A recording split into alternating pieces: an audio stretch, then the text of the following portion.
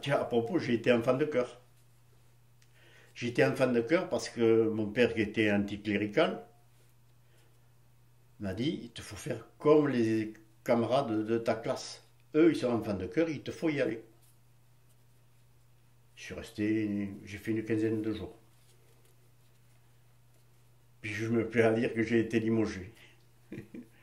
Parce avec un copain, on s'occupait davantage du pendange que du reste. Et l'abbé nous a fait comprendre qu'on n'avait rien à faire là. À cette époque-là, on touchait 50 centimes. C'était en 50,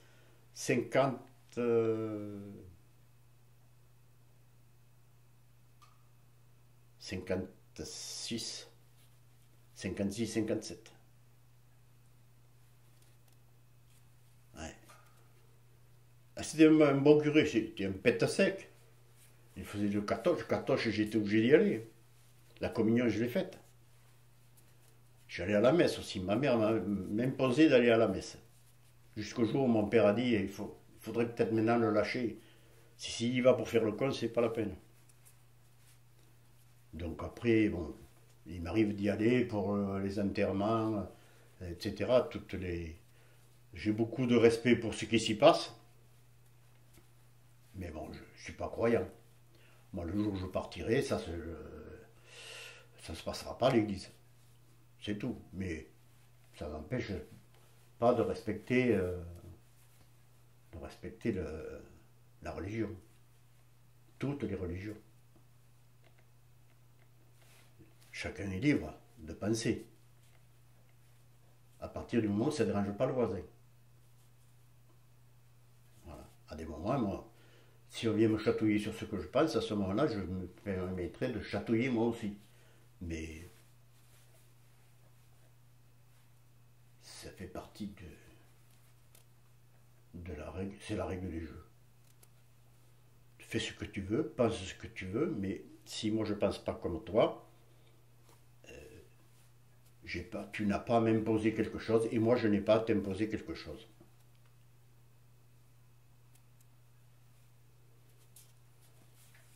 À ton avis, ton père que tu nous disais qui était anticlérical t'a envoyé faire ton enfin pas aller au catéchisme, à quoi aspirait-il quand il a dit que c'était pour faire comme tout le monde?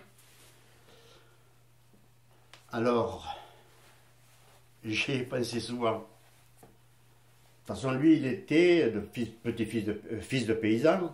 Donc, fils de paysan, ça allait à l'église tous les dimanches. Ça allait au confessionnal régulièrement. Ça communiait régulièrement. Donc, il est né là-dedans.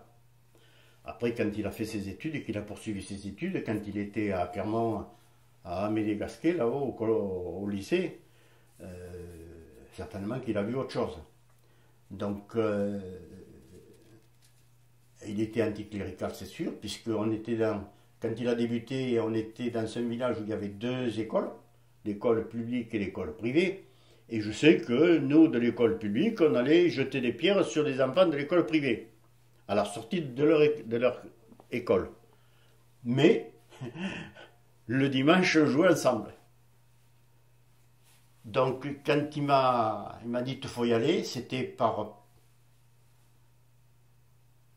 respect, je pense, mais aussi il avait un intérêt quelconque, c'est de se dire, eh bien, je ne suis pas sectaire.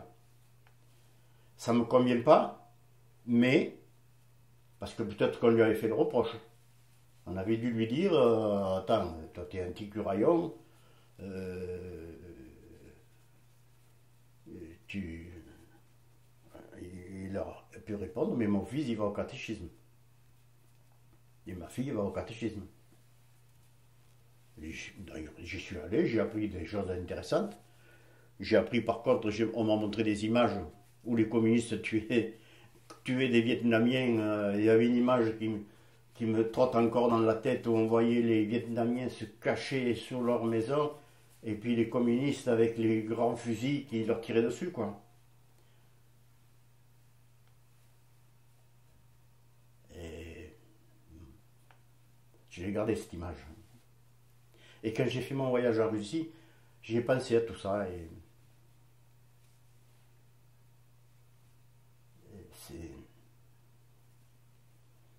Il faut savoir. Il faut savoir, oui. Même si la vérité elle est difficile à avaler, même si